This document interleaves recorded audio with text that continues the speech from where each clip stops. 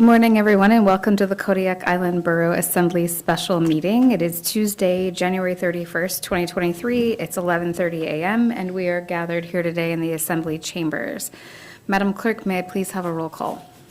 Mr. Arndt, Mr. Delgado, Here. Mr. Griffin, Here. Mr. Ledoux, Mr. Smiley, Here.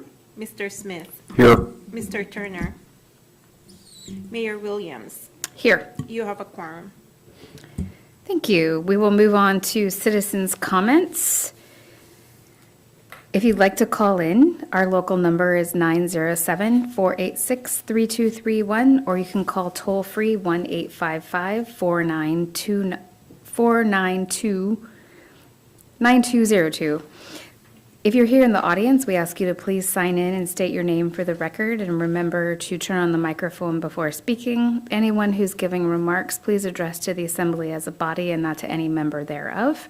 And if you are calling in, please remember to turn off your listening device to prevent feedback.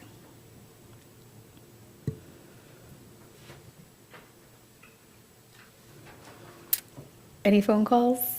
No phone call. Seeing none, we will move on to the consideration of matters for why we're having this special meeting. We'll be holding 2 interviews this morning, one at 11:30 and then into the afternoon, another at 12:15.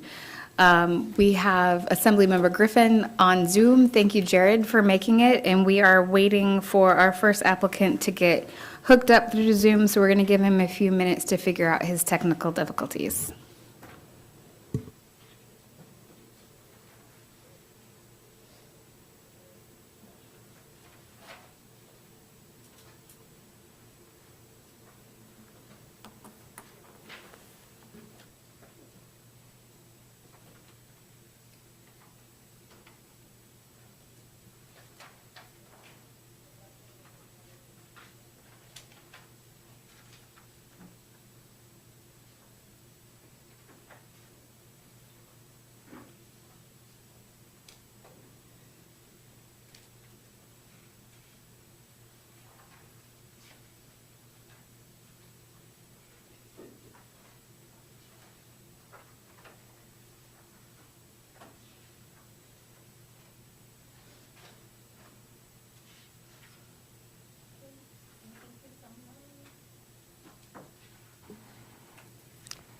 Hello, I'm glad to see that you were able to get online.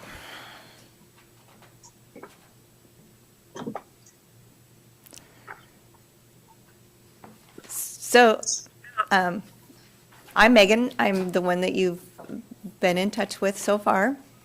Seated around me are the mayor and some of the assembly members. I will let the mayor start by introducing herself. Thank you. Good morning from Alaska time. I'm Amy Williams, serving as the mayor of the Kodiak Island Borough. It's nice to get to meet you, and we're looking forward to a chance to talk with you. Hi, I'm Scott Smiley. Good afternoon. My name is Jeff Smith. Joseph Delgado. Hello.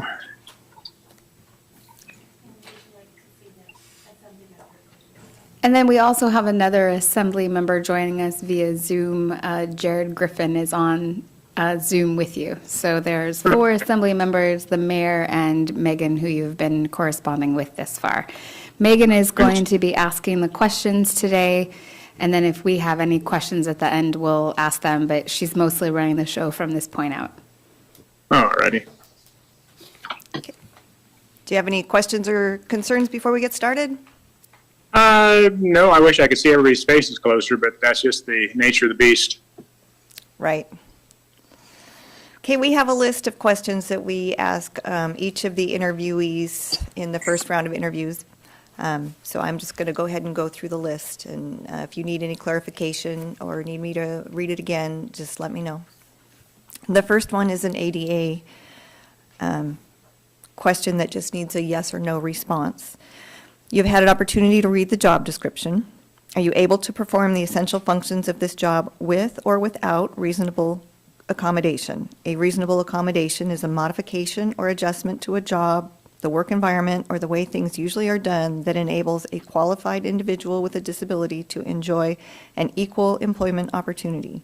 We do not wish to know of any disabilities. We just want to know if you are able to perform the essential functions of the job with or without a reasonable accommodation. I can perform the job without accommodation. Okay, thank you.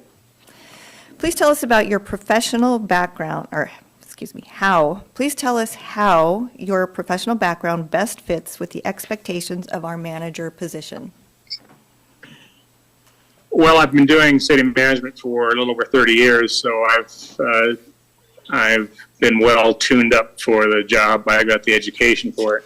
And then, as you know from looking at my resume, I've spent quite a few years in Alaska and understand the workings of the state governments and the local governments and forming boroughs and all that sort of thing. So I don't see how there could be anything that I haven't probably done already. So looking at my successes, one can probably surmise that I'm well suited for the position. Okay, thank you. What interests you most about the Kodiak community and becoming the manager for the Kodiak Island Borough? The Kodiak Island drummers, but I'm afraid they're probably not in working anymore. I really enjoyed visiting Kodiak in the past. I like being on coastal Alaska.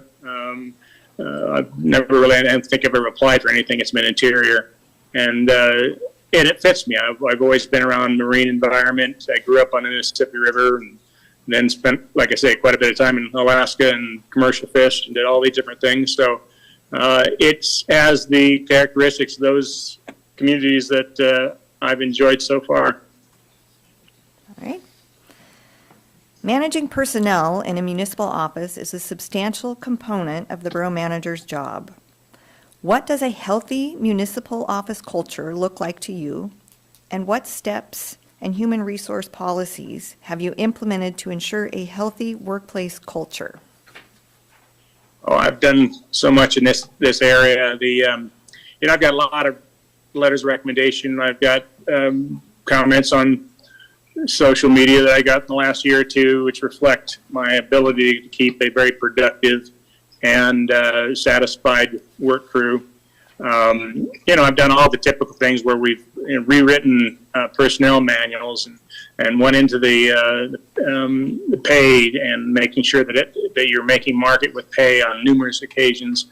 I've done a lot of unusual things to keep people motivated, and I guess just tossing things out here roughly. I believe that in water cooler talk. I mean, I believe that there's a lot to be said for people going in and spending a few minutes and slowing down and talking to other departments. So often I find local governments, they have offices in different places and they don't ever connect very much. And so I like to make sure that they bring them together. Let's see, one time I had complete dysfunction at the city of Petersburg. And, one of the things the council wanted me to do is to kind of get them to be a team again. And so I thought of, I think it was 4 different tasks. And I assigned, I think, 3 department heads to each task. And I made sure they were all from different departments, and they were, some of them that had problems working with one another. And I did just ridiculous tasks. I mean, I wanted them to, one was, I wanted them to document how to troll for salmon. Okay, so I had a crew doing that. I had another crew. I gave them, I think, a week or 2 to produce all this. I wanted you to go downtown. What makes the most successful storefront for businesses downtown? Well, anyway, I think there was 2 more categories. I can't remember on the top of my head, but they went out and they came back 2 weeks later, laughing and incredibly worked close to each other. And probably what's most important is that a lot of the people who thought, especially people who are at the lower end of maybe the social status in the staff, that they had skills far exceeding some of us maybe who are in management roles. And so from then on out, everybody would call this person if they wanted more IT experience and putting together word processing document, et cetera, et cetera. So I've done that. And, I've had comments from one going away party where they said, what are you going to do when you leave? And I said, well, I'm going to go down, take care of my dad down in Colorado. I don't know what I'm going to do. And they said, well, we talked about this, and you ought to be a professor. And I was kind of embarrassed about that. And I said, why? And they said, well, because you're always showing us there's lots of different ways to accomplish a problem, lots of different ways to solve a problem. There's not just don't get stuck in one rut. And I was really proud of that, because if I had somebody say something about my management style, that's something I would love to have them say, because my father was that way with me as well. So I guess that's just a little tidbit, but I can provide ample. I've never had a problem with staff. I've always had them become great teams and actually good friends through my tenure. The manager begins the budget process by creating a draft budget. Tell us about the most recent process you used to create a draft budget. What worked well and what did not work well? Well, I looked at your budget a little bit, and I've asked some of the questions I'd have if there's any time at the end to ask you. But I don't know if these committees and these other groups create their own budgets for their area, because you have lots of different, you call them funds, but they're more like accounts within a fund, like the general fund, et cetera, et cetera. And so I don't know exactly what you've been used to, but, essentially, each department head drafts their own budget. I'll sit down with them and we'll talk about the strategic plan. How are we going to squeeze this in or squeeze that in? What's reasonable? What's, should be tossed out? And I just work with them over time. If they come in over the following weeks with questions of what would work and what wouldn't work. And I don't know if there's any other trick to it than that. Just roll up your sleeves and start talking. Thank you.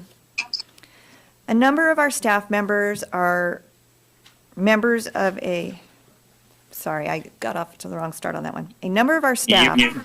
are members of a labor union. Tell us Yeah. about a recent experience you've had at the negotiating table. How would you describe your labor negotiation strategy? Oh, let's see. I've been fortunate that I've never had to have too many of those. Cordova was a great team. They didn't ever try to split management away from staff. Everybody was a team working. In Petersburg, we had a problem. We had at least two unions, and we had, I think the police wanted to form a third one. So it was pretty contentious, and I don't know if I did any wonderful tricks with it, but I was able to accomplish what the council wanted and what the union wanted to make them happy in the end, I guess, with the thing. They come in usually with absolutely rip, snort, and tear and thrust. At least that was the way it was in Petersburg. And I realize what they're trying to do and elicit divisions, et cetera. And I've done well throughout my entire life with working with people. I have a degree in psychology and biology, but I've done lots of group therapy things and group negotiating. I've studied sales and negotiations, and so they weren't really able to get me upset, and I just stayed with the pattern, and that's about it. So. The Borough Assembly sets policy, and the Borough Manager is responsible for implementing it. Talk about a recent experience you've had when this relationship went well and one where the relationship broke down. How did these experiences inform how you view the relationship between the manager and the Assembly? Oh, I've had very few situations where we were obtuse with the council and had any real problem. Most of them all understood the roles of the manager and the separation of duties, et cetera, et cetera. I suppose there were times at Rifle where staff members were surprised the council didn't want to do this or didn't want to do that, and I'd say, well, they have the right to. That's their, whether it makes sense or not, that's what they have the right to do that. So I've had some grumblings before, but once they realize that they need to give their best advice on things. And if the council goes that route, that's great. If they don't, that's, that's fine as well. I'm trying to think, there are sometimes where you have council members or committee members or et cetera try to extend themselves into the budget. And again, I think I asked the question about how far do some of the committees in Kodiak get into developing their own budget. And I've had situations where they've overstepped their bounds. In Cordova, I had a situation like that once, but it's, again, I stay a steady route. I've been doing this for so long that nothing surprises me. You can't shock me. You can't upset me. What's the saying? I think I've got it posted on my wall over here. It basically says, if you're right, you have no need to be angry. If you're wrong, you have no right to be angry. And so I keep that in my mind all the time. There's really no reason to be angry and to ramp up any emotions. You usually just work with people, and once they realize that you're sincere and you're doing the typical things you need to do to make them realize that you're listening to them, they'll usually calm down and see the reason. The borough's responsibilities include planning and zoning, property assessment and taxation, support for the Kodiak Island Borough School District, managing borough-owned lands and facilities. Tell us about some experience you've had with managing multiple different responsibilities, especially when dealing with competing priorities. It's, again, you have to look at my resume. I've had jobs with so many different departments and responsibilities, and all of them had a responsibility with the hospital, although Skagway was a clinic. I've had some like Petersburg where we're in charge of the people, the power plant for the island, and so that there's not a department or a field of endeavor that I haven't had, and had numerous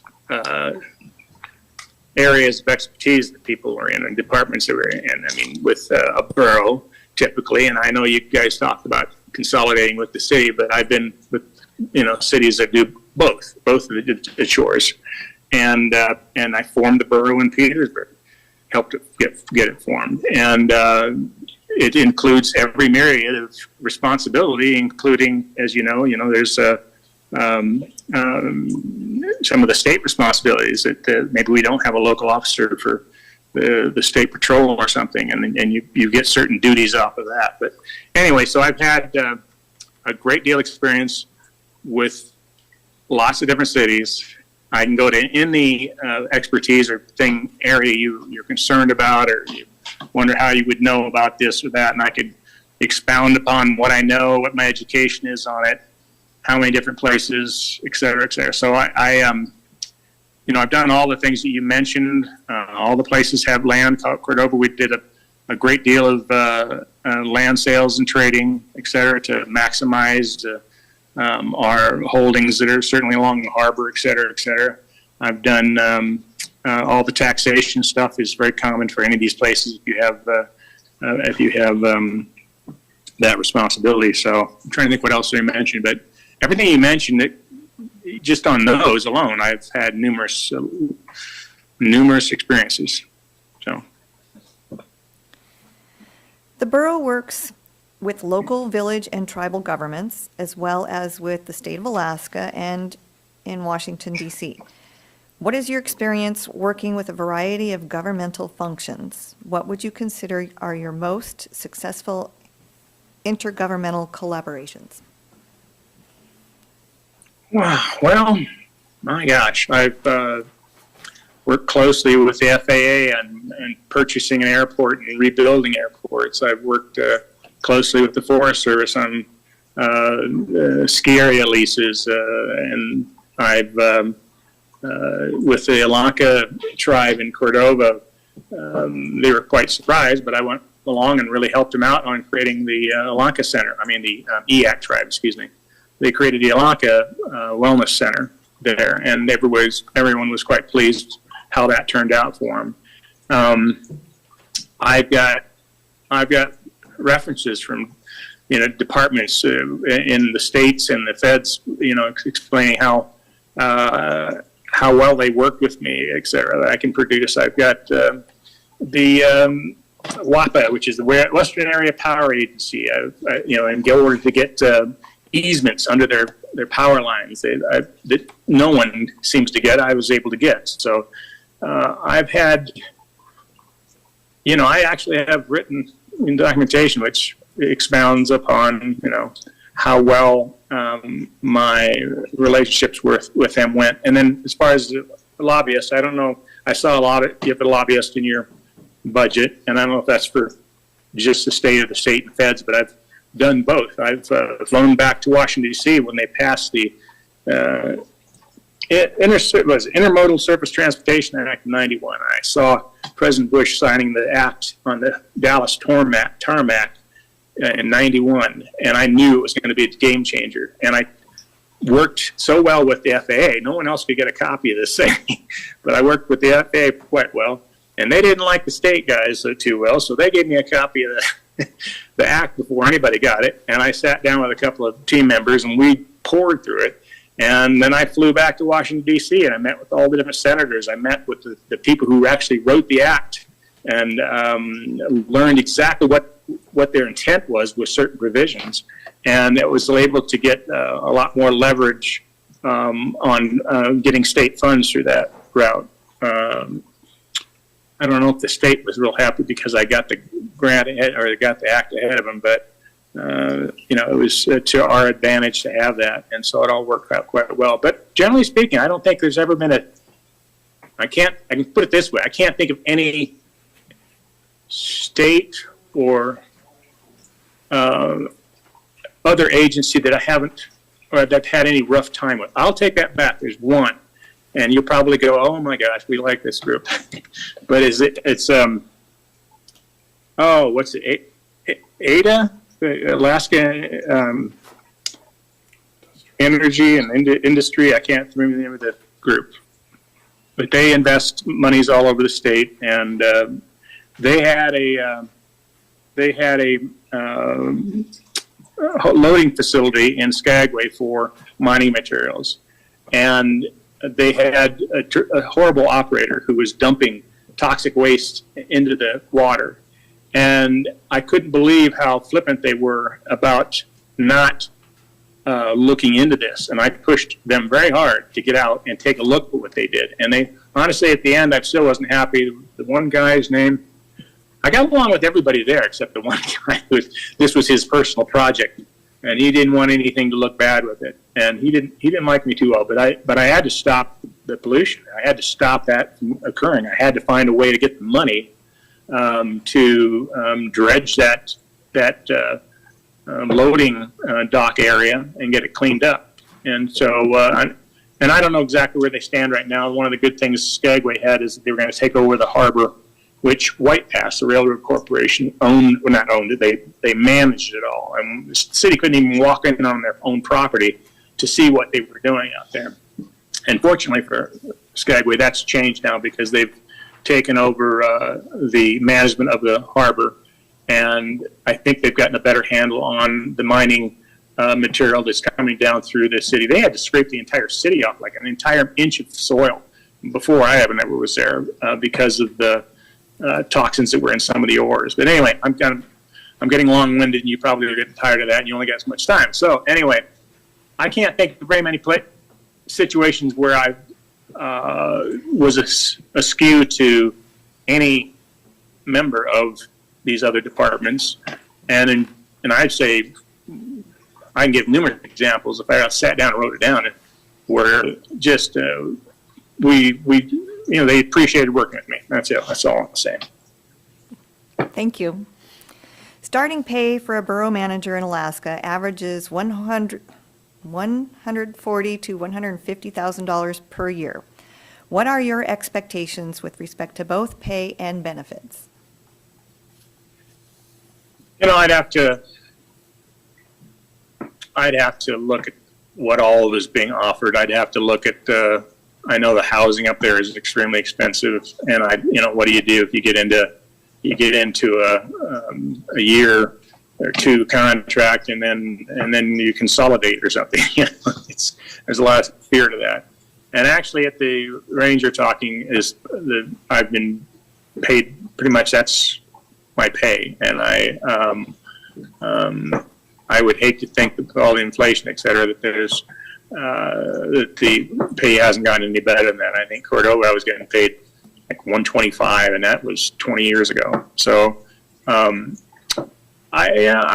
don't know. I have to look at the numbers and give it some deep thought, because I really miss Alaska. I miss, all the things you can do there. As I alluded to in my fishing experience, et cetera. I love trolling. I love long lining and fishing for halibut and all these things that, I don't get to do down here. And I don't have any residency status. That's even worse. So there's trade-offs with all these kind of things when you look at life. And I've got an income down here that I'm not sure if I'm going to be able to maintain it or not. And that has an effect I got to add up. But I didn't really know where your pay range was, because it seemed to me I saw something in your advertisement sometime in the summer or fall, and I thought it was more than that. Anyway, so my expectations, I guess, are to, sit down and mull over what's being offered and what benefits I'm going to get out of it, because not everybody benefits the same way as I would. Okay. If you were offered the position, when could you start? Well, it's about 4,000 miles to get there.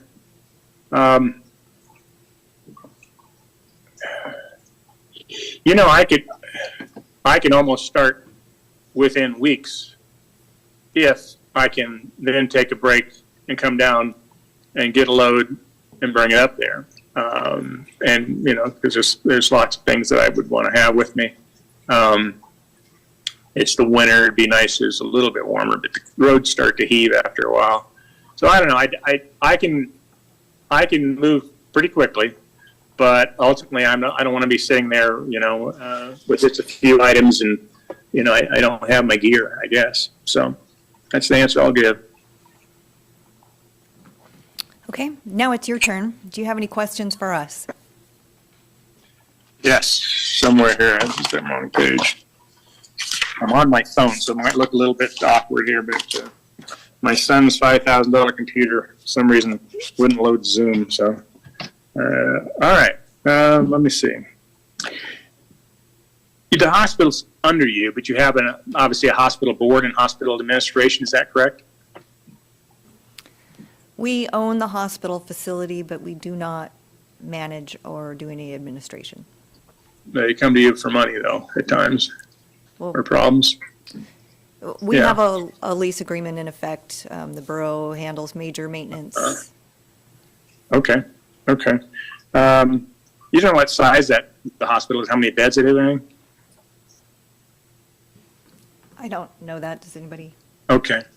I'll go quickly on. The consolidation thing does worry me. I noticed a few weeks ago that they had another meeting to start it back up again, or to revisit it after the holidays are gone. And my opinion that it may make perfect sense. I did a study for the state of Alaska or state of Colorado on privatization of services, and I can see how combining the services can be quite effective. I'm a bit concerned, of course, then, who's going to be the manager? You work yourself out of a job. And I would probably give very honest opinions if I got up there and I'd lose my job, because the guy at the city is probably going to be the manager. So I've got some concerns about that. How real do you feel that is? Is that something more of a push from the city, or is that something within your ranks that you really feel strongly about? The committee has been running for way over time, 5 years or something like that. It was based upon a strangely worded ballot measure where people wanted to know whether it was going to save some money or something. They Oh, sure. did not understand that the powers that the city has are different from the powers that the borough has. Right. And in estimating consolidation costs, they didn't take that into account. Plus, with the new administration, or not so new anymore, at the governor, we're worried about them pulling troopers if we consolidate into one, because the That's city true. has police powers. And so that would imply that the new government had police powers, which would mean we would have to replace the troopers.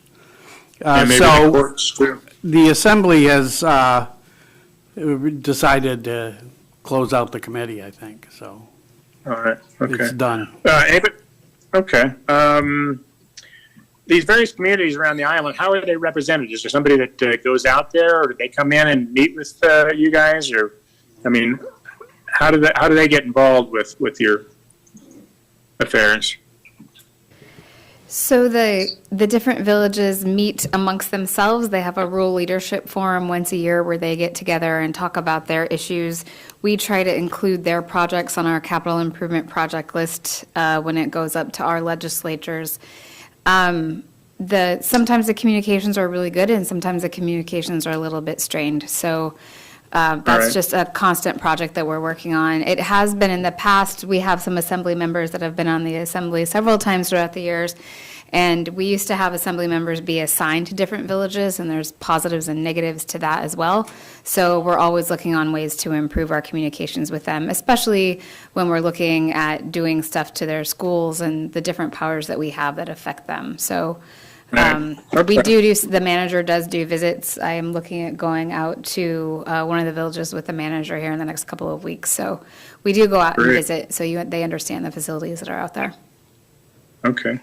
I said this earlier, but with these various boards and service meetings, et cetera, the people that are on the boards, do they develop their budget, and do they control their budget, or is this something that the staff still develops for them, and then the staff does make the decisions over the funds that are in there and the activities? The boards for this certain, we call them service areas. In order for the borough to provide certain services, it has to go before a vote of the affected residents. For those service areas, we have some road service areas, we have some fire service areas, we have street lighting. The boards of those committees are encouraged to put together their own budget, and then it's reviewed by staff and coordinated, and then approved by the assembly ultimately. And then is there many disagreements if they want to spend the money in a certain way, and it's something that staff thinks, well, that's bad money on, good money for bad on a certain situation. I mean, is it a good relationship with these people? I mean, are they, what I consider good governors, reasonable people reasoning together? Is it just, or is there contention with a lot of that? I would say that there's a good working relationship between the service area boards and staff, and for the most part, the assembly. Certainly, there's going to be occasions when there's disagreement. There's processes to bring those forward and work them through. You have volunteer firemen? Is that how most of it's staffed? Yes, we have Volunteer? we have one fire chief who is a paid employee. We have 2 fire stations. They're both served by volunteer firefighters. Okay. All right. And then I didn't see anything about law enforcement, so I suppose the city takes up a great deal of that. Is that correct? That's correct. The borough has no law enforcement powers or Okay. abilities. Okay. You're probably tired of me asking questions. I've got a few more, but there are things I could ask later if we go further. But I appreciate your time, and hope I answered your questions. If you have doubts or questions about anything that's in my resume, get a hold of me. I can probably send you stuff to confirm about any of that. Okay, thank you. Does anybody have any clarification or follow-up questions? Hi, Joe Delgado here. I see in your resume when you were at Skagway, you say you guys changed the political model from reactionary to being proactive. And I'd like to hear a little bit more about that and perhaps an example. Thank you.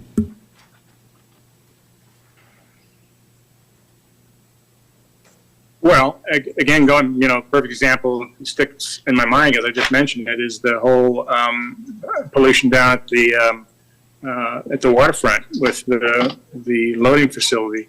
And I think because they feared the power that the White Pass had over their port and the cruise ships and this mining, that they just were going to they wait till the thing gets polluted and then they're going to react to it rather than going out there and start talking about it now to try to avoid these situations.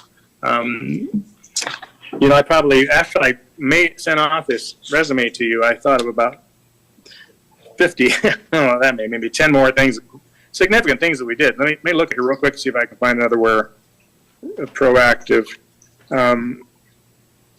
is like waiting for, housing is a big issue, and you can just sit around and wait for somebody else to solve the problem or for things to work out, but or you can proactively go out there and try to create more housing. And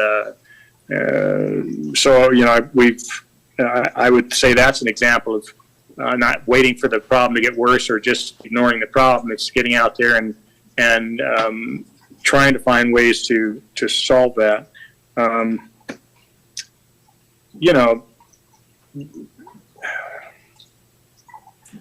Well, I'd spend more time looking through my list here to come up with things, but I think probably the more important thing I thought in Skagway is that they had $35 million. They had 1,000 people there. It's $35,000 per person. And you imagine your population if you had that kind of money. They had so much money that they could do everything, or they thought. And I had to get them to think that, well, you can do anything you want. You just can't do everything. And so they weren't very organized in their thinking as far as in their projects. So we went and we prioritized things more. We got more into the strategic planning, et cetera. So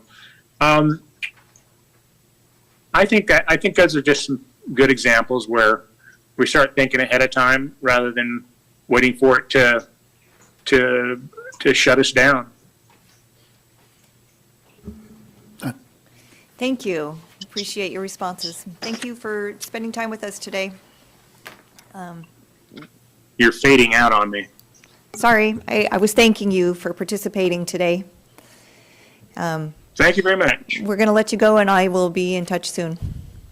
All right. You have a great day. Thanks, you too. Yeah. Bye-bye. Bye. We are going to take a break until right before the next interview at 12:15. We'll be back at 12:15.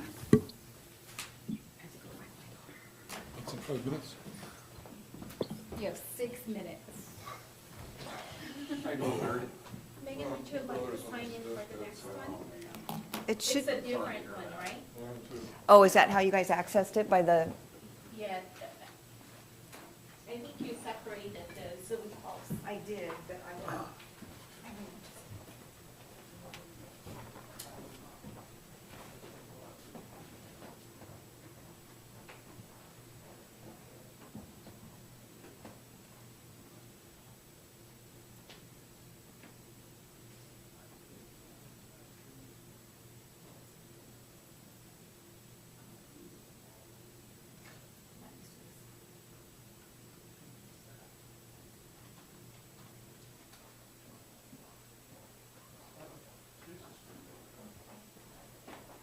I'm gonna reach up for you real quick and pass my quarter.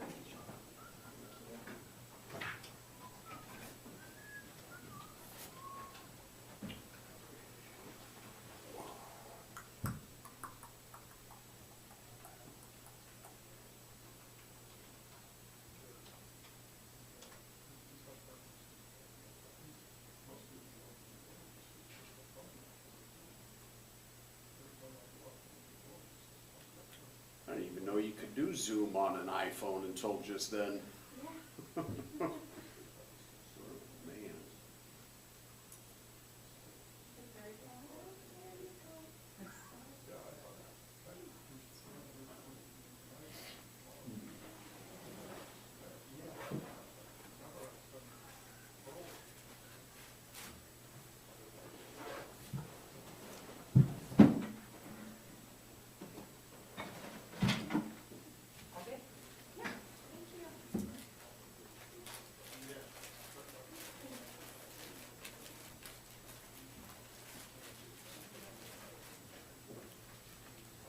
love all the employees are listening to the interviews. It's very exciting. We want to know potentially who they might be. Absolutely. Love it. Yeah.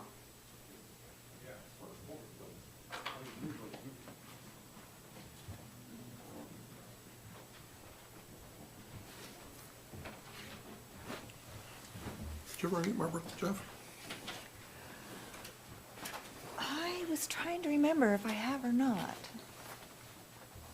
I'm sorry, he's not doing well. No, he's well known in the villages. He worked for the housing authority as a carpenter for many years. And Okay. I thought we had like 45 minutes left before I got here. I'm just glad I wandered in when I did. That was Sorry started for at the confusion. 12:30. Oh, this one's at 12:30. I've been at the hospital a lot, so. Yeah, I'm sure that's difficult.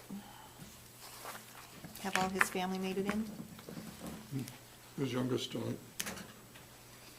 you want these? When you're done with them, yes, please.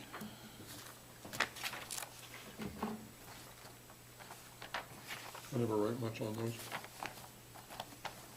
I never okay. write This much is the of more important one. consequence on it. It's just to jog your memory, Haven't done really. that yet, no. Usually don't fill them out until I interview everybody. Otherwise, the first one sets the standard for everybody. That's one of the things I wonder, when I start reading these, I don't know where to start, because it seems like always the first one is the best one when I compare the rest of them. So I try to go different areas in the book. But, I think the questions are really well done. They're not as predictive as most of the questions are, like, do you like kids? So, thank you. Well, it's Jared that sharpened them up. No, I've read your editing. I doubt you were a silent partner. Well, that's true.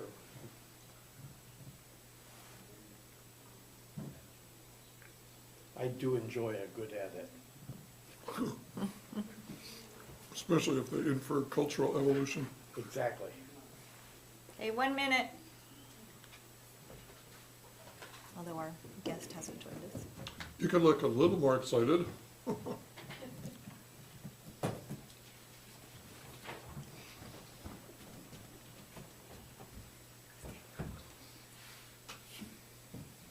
More sugar. Where's our, I mean, you can look at it as sugar or you can look at it as vitamins. Health food, yeah. Your choice. Definitely, yeah. where's Scott? Hmm? Where's, He's All right. Vegas. Vegas, Vegas. what's he doing there? Yeah, what? Building symposium or something like that. doing what? Building construction symposium Oh, in Vegas. It's very weird for him to not be here for an event such as this. It is 12:15. We are back from break and we're going to start our second interview of Mr. Milan. Hello there, how are you today?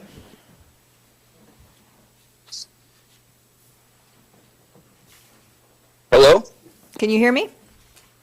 I can hear you. How are you? Great. I'm good. I'm here in the middle. I'm Megan. I'm the one that's Hi, been Megan. in contact with you. Okay. Seated around me are some members of the assembly and our mayor, and I will let her introduce herself to begin. Hi, good afternoon. My name is Amy Williams, currently serving as the Kodiak Island Borough Mayor. My name is Scott Smiley. I'm an assembly member. my name is Larry Ledoux, and I'm an assembly member, and I'm also eating lunch while I'm listening, so if you see me eating, I want you to know that. Good afternoon. My name is Jeff Smith. I'm an assembly member. Hello, Joseph Delgado, Assembly. And my name is Jared Griffin, and I'm an assembly member, and I'm online. Well, it's nice to meet everybody, and I will apologize. I did not intend or anticipate being in my truck for this interview. We had an employee that was having maybe some mental health concerns that I felt important to address right away. So, again, I apologize. I had no intentions of being in my truck to have this very important interview. I'm glad you could make it. Do you have any questions of us before we get started? Oh, ma'am. Okay, so we have a list of questions that we ask each applicant in the first round of interviews. And so I Okay. will get started and go through them. The first one is a yes or no ADA question. You've had an opportunity to read the job description. Are you able to perform the essential functions of this job with or without reasonable accommodation? A reasonable accommodation? Okay, thank you. All right. That's all right. Please tell us about how your professional background best fits with the expectations of our manager position. Well, the expectations, the theme of the expectations is being a professional public servant, being respectful, being humble, being willing to adjust to conditions and changing conditions. And that has been my background. I have learned over the past several years I've known for quite a while now of what it means to be a public servant and to understand who I'm working for. But in a manager role that I'm currently in, I have learned the value of impressing upon my coworkers of what that means. Being professional doesn't mean agreeing all the time, but it means coming to a common ground that best represents the people that we work for and the community that we work in. Thank you. Mhm. What interests you most about the Kodiak community and becoming the manager of the Kodiak Island Borough? Well, the honest answer to that question is to move to an area of our country that I can feel free in, and I can raise my family in with values without the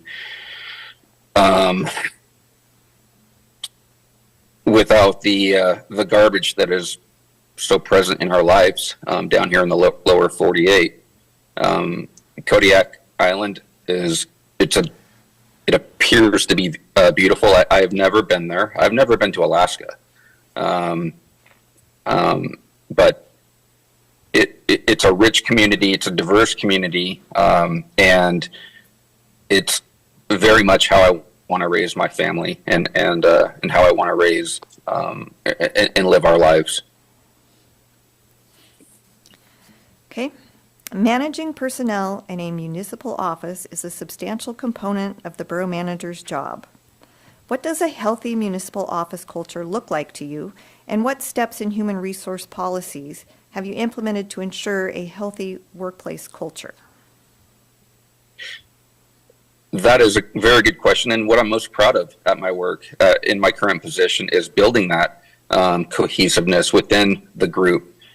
I tell the managers that report to me today that we have the strongest management group in the entire city. There's approximately 450 employees in the city and a proportionate number of managers. And I say that to them and to our admin group that, none of us are, it's likely that none of us are the very best at what we do, but together we are the best at what we do. And I think building that standard that I'm not going to do everything perfect and I'm going to make mistakes, but I also need to know that, or you need to know that, that I will augment your deficiencies, but I need you to augment my deficiencies. Building that culture that we are a team and we will succeed and fail as a team has been critically important. and something that we have established in my current operation. Was there a second part to that question? No, I think you No. answered it, unless there's any Oh. follow-up questions. I think you asked, what does it look like? I think what it looks like is camaraderie, and again, every one of us is going to have a good and a bad day, but we are there to support one another and to make each other better, and to laugh and have fun, and to serve the community that we're working for. Thank you. In detail, outline the process you follow to monitor personnel performance and identify opportunities for advancement, training, and development. Another area that I'm very proud of, we previously would bring in new staff, and they would go through their probationary period, and you know, as the deputy director, I had no contact with the individual. I had very little interaction with the individual. The individual's manager had a little bit more than I had, but still, there was a gap in information. There was a gap in observation and a gap in assessment. So we created every month we do a check-in. We meet with our new employees every single month, and it's an opportunity for us to share our observations. It's an opportunity for the employee to share their observations, and then when it comes time for the 6-month or 12-month evaluation period, nothing should be a surprise to the employee. Everything should be put out on the table, the good, the bad, and the ugly. And I think what that has done is where previously we were constantly talking about expectations, but in a very, it routinely came up, but it came up in, there was no consistency of when or how it came up. This provides a forum, the way that we do it provides a forum for expectations to be reiterated, and so, you know, we can determine if the employee is a fit for the organization, and the employee can determine if we're a fit for them. In terms of advancement, I tend to look at people that I tend to hope that I hire smart people, and people have talents that they cannot put down, they cannot articulate on a resume, they cannot articulate in a cover letter, and generally speaking, they don't articulate during an interview. And through time, you find what these people's talents are. I've been a big advocate that, and that comment is specifically or most directly directed at veterans who might come to work for us. People have a lot of skill, and you know, because they're not putting it down, opportunities that we have within the organization, sometimes the individuals that I'm talking about are looked over because, well, they don't have it down on paper. But I believe that the best interview is what we do every day at work, and that's what's preparing us, and that's the message I send to our HR, and that's the message that's kind of the how do I say it? That's the I want people to know that they're interviewing every day for their next higher position. Thank you. You're welcome. The manager begins the budget process by creating a draft budget. Tell us about the most recent process you used to create a draft budget. What worked well and what did not work well? I'm a fan of, well, external communication did not work well amongst other departments. And I'm probably included in that too, but I'll start there. What worked very well is I'm a fan of the zero-based budgeting process. And the reason why I'm a fan of that is because it does not rely so heavily on the prior year's assumptions. It forces me and the managers and whomever else is putting the budget together to think of what are conditions today. Conditions today are different than they were yesterday. At the end of the budget, the numbers might be, you might have budgeted $10 for fuel last year, and it ends up at $10, a total of $10 for fuel this year. But so often, the nuances that happen from year to year change, and it forces us to really dive into, I guess, the details of what's going on today, as opposed to what went on a year and a half ago when we put last year's budget together. So I'm a fan of the zero-based budget. Internal communication within the organization, I think, was the biggest hindrance, or that didn't work well. What worked very well was the communication and the consistency that my group of managers that report to me, we started our budget process, and we have a biennium budget, so a 2-year budget. We started in February, and we met every week, and we start small. And I told the managers from the very get-go that we're going to start big. So if you want a spaceship, or if you want a rocket, put it down, and we will whittle it down, and as time goes on. And so every week we met from February until, gosh, I think I turned it in September. And naturally during that period, so much changed as well. So, yeah. Okay. A number of our staff are members of a labor union. Tell us about a recent experience you've had at the negotiating table. How would you describe your labor negotiation strategy? I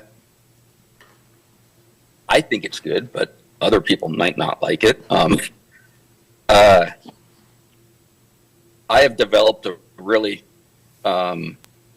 healthy relationship with our bargaining group. It did not start that way. It was miserable to begin with. I had directions from my superiors, and that were different when I first got into this role, and the directions I were provided were not what the bargaining group were accustomed to. So I had the privilege of working through that, and especially with the business reps and the shop stewards, it was pretty bad. Today, I'll tell you that we have a very, very strong, healthy relationship. A couple years ago, we implemented a monthly meeting called a team building meeting, where assumptions and rumors and there is nothing off the table except for personnel action. Everything else is on the table, where shop stewards can come in. We talk about everything. I show them the budget. I show them what I'm working on. There's nothing off the table except for personnel action. And I think what that did was that built trust, and that built it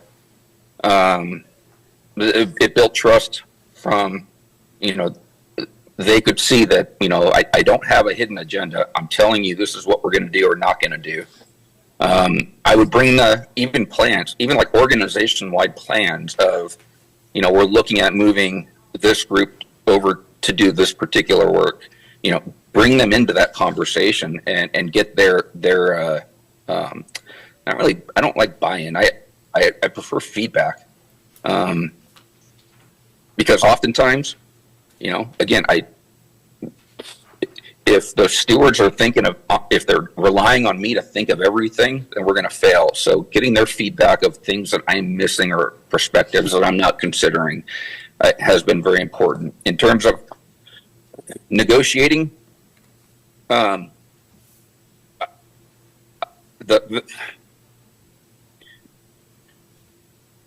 we went through a negotiation, and I think at the end of 21, and when it was all said and done, I met with HR, and I told HR that we're going to lose good people to neighboring cities if we don't relook at our salary and we don't, look at it maybe from a different angle. I know we just signed the contract, but maybe let's look at it and let's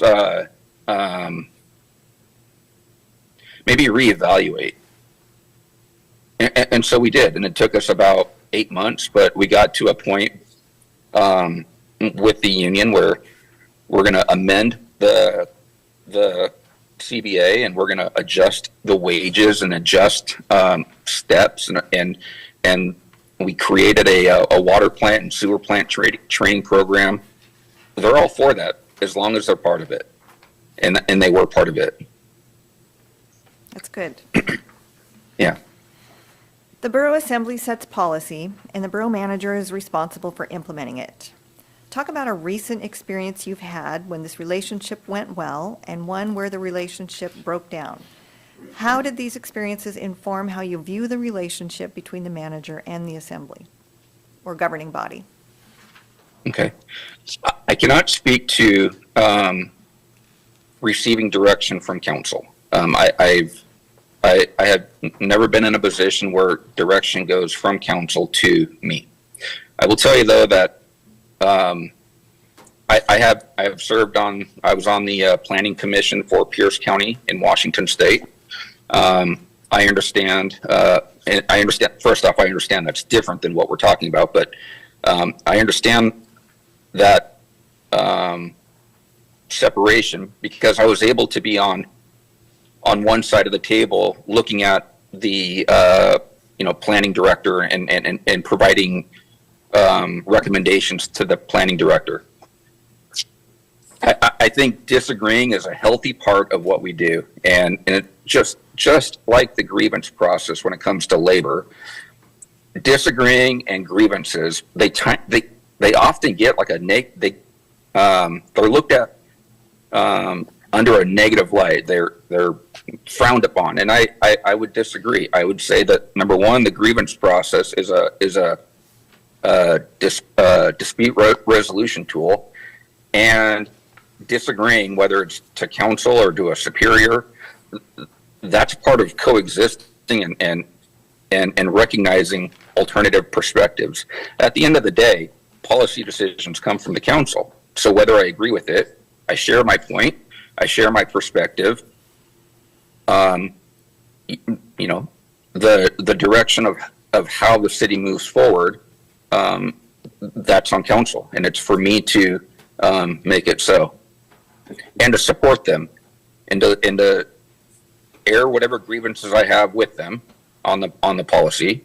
But then once we leave, my role is to support council.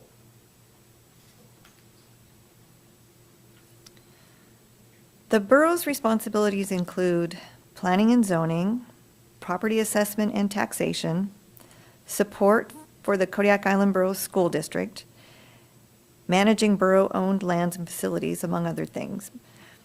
Please tell us about some experience that you've had with managing multiple different responsibilities, especially when dealing with competing priorities. Every day? Yeah, that sounds like a normal work day. I do not have any experience at all with property tax assessment or, property tax evaluation or plant or zoning or anything within that sphere.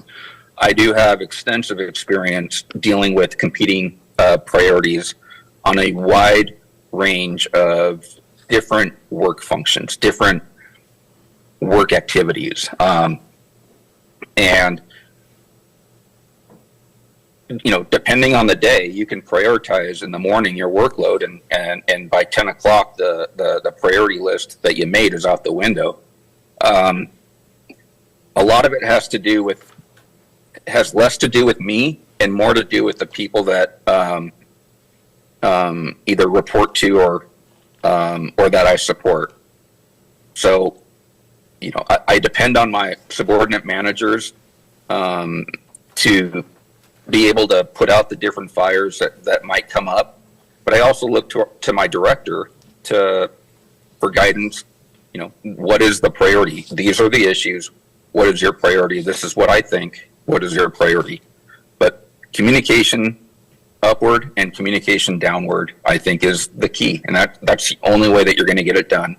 And then once you communicate it down, you have to trust that the subject matter experts are doing it. I'm not a subject matter expert in any of those things, but really I'm not a subject matter expert in anything that I'm doing right now either. The borough works with local, village, and tribal governments, as well as the state of Alaska and Washington, D.C. What is your experience working with such a variety of governmental functions? What would you consider your most successful intergovernmental collaboration? Well, this is going to be pretty non-impressive. I know that. I don't have the opportunity to work with the tribal governments or any tribal governments. I would say that the biggest success, and again, very non-impressive, but is with the school district when it comes to snow and ice removal, setting up a plan, creating a list of priorities, understanding what their needs are, really the school district, public transportation, hospitals, and then internally with the fire department and the police department, figuring out what their needs are, what their struggles are when there's snow and ice, when it does snow here. And then having that be a basis for whatever snow and ice removal plan we create. Maybe less formally, the downtown association, providing a forum for them to, air their frustrations on street maintenance or sweeping or alleys, and then providing a perspective to them that they're not considering, and then also hearing a perspective that I had no idea existed.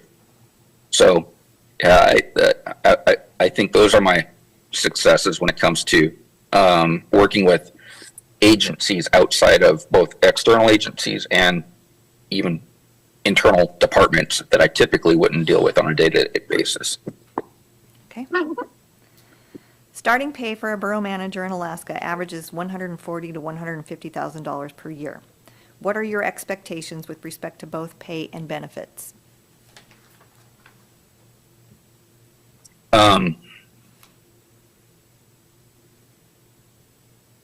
I would like to be within that range, and I would like to have benefits for my family as well.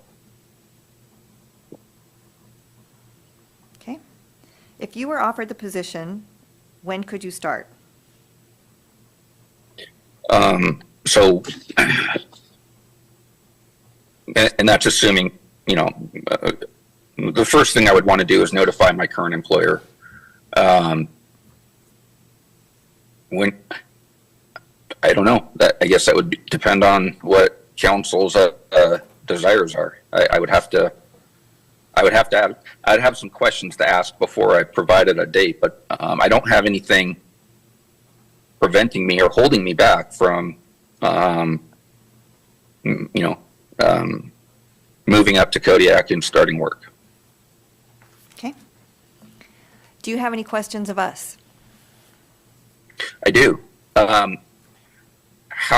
What is the relationship between the borough and the fisheries?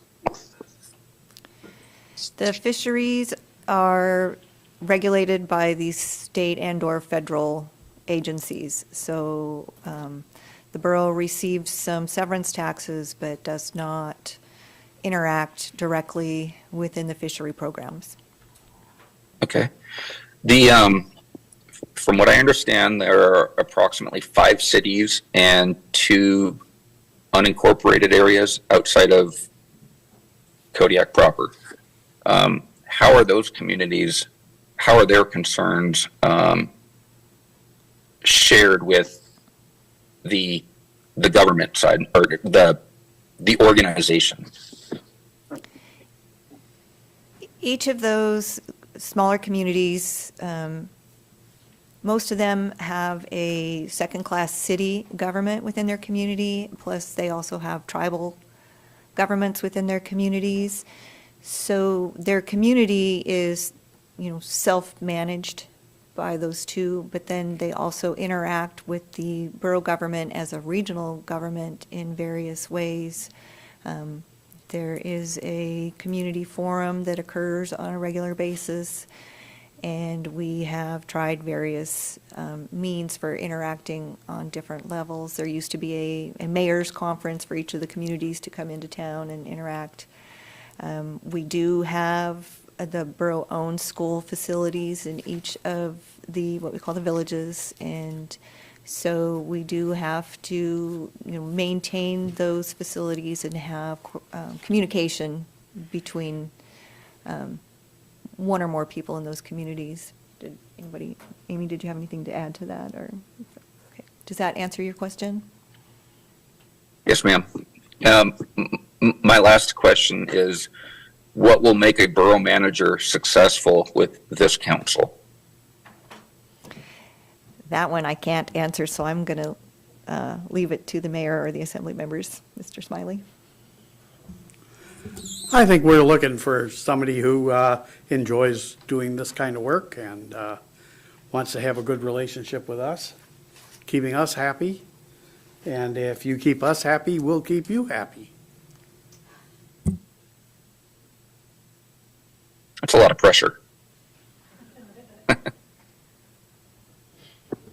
I think we're looking for just some good communication and opened up lines so we understand what the other one's expectations are, and honesty. And once we get the communication, honesty down, I think we're off to a really good start. Thank you. I would add to both of those previous comments with somebody that can support and work with staff and be a positive mentor and provide that support for staff and work on the relationships with the employees of the borough. Okay. Do I? I'm from one of the villages around Kodiak, from Yuzinki, actually, and one thing that would be good for me and us would be to have a good working relationship with the between the villages and the manager, the borough as a whole. So continuing on that way would be important. Thank you. Hello, my name is Larry Ledoux, and the Borough Assembly is essentially defined by law and practice to be lay people. The manager, I would like to see, uses present-day circumstances to plan for the future, always looking toward the future with what we're doing now. And also, secondly, I would like a manager that makes Kodiak their home, where they become an integral part of the community and learns to love it the way we do, and is always trying to make it a better place to live, to raise kids, to retire, and to enjoy life. So it's both.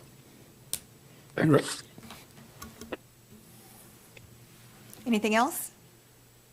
Well, if I have time, I just thought of a question. The Coast Guard base employs about 1,000 people. Does that seem accurate? It has about under 400 active duty people, and then it has all of the contractors and dependents who live in Coast Guard housing. So it's a big chunk, but it's not 1,000 active duty members. Okay. And the relationship, from what I understand, it's a healthy relationship between the borough and the base. Yes, I think that both the commanding officers of the air station and the base are very active in our local government. They served on our Emergency Services Council during the COVID pandemic, and they participate in different events throughout town. They're very active and open with what the Coast Guard plans are out there. Tell them why. I know this because I'm a Coast Guard veteran myself, and my husband just retired after 24 years of service, so we keep up to date on that stuff.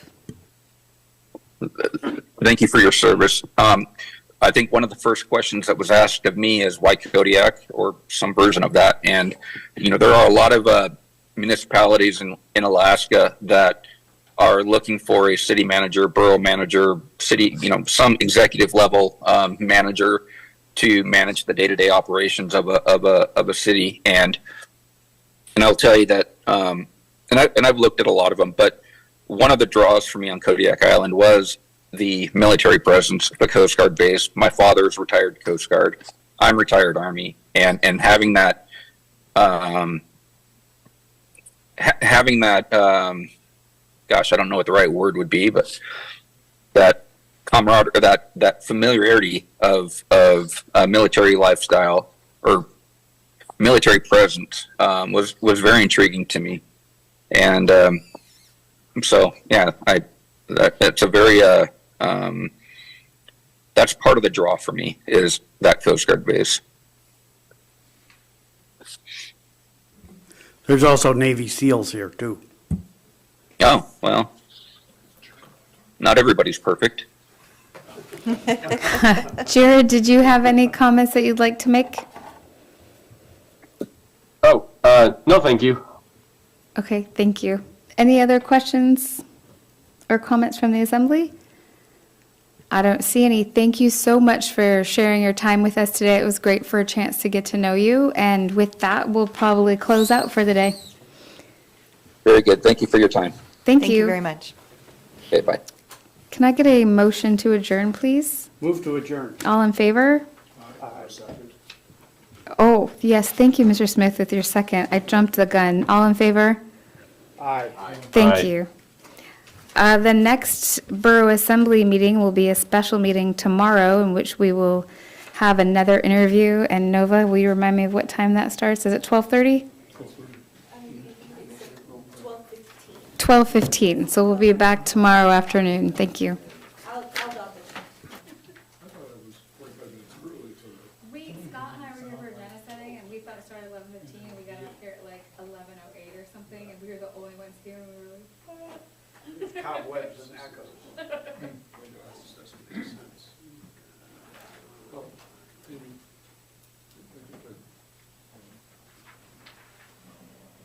Told you that my brother, and some spend a lot of time up there, and all, everything's up in the air, and also my schedules are good, and my son is. Also, listen, sometimes I just wanted to know I'm not skipping that. your life is more important than any individual moving forward, so take care of your family. Well, I'm just Yeah, thank be you. aware as mayor, so that when I I'm not here, appreciate it, pick up yeah. my. Do you want this too? Do you want the summary sheets? Tomorrow is at 12:15. And then we're having a special, Tomorrow, 12:15 tomorrow. and then we have an executive session right away to discuss. Perfect. Hello, how are you? Good, I'm good. Very nice of you to say. So we need to do this sometime. You don't have to talk to anybody in particular, just. It's just exciting to see people, record away, it's just, we're excited to be in the process again of interviewing people.